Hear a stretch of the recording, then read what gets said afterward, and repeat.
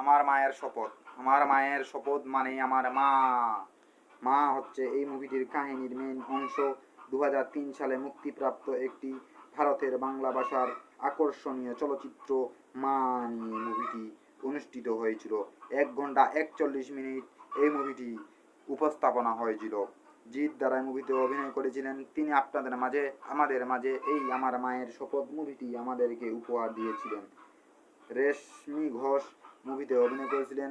June Malia মুভিতে অভিনয় করেছিলেন।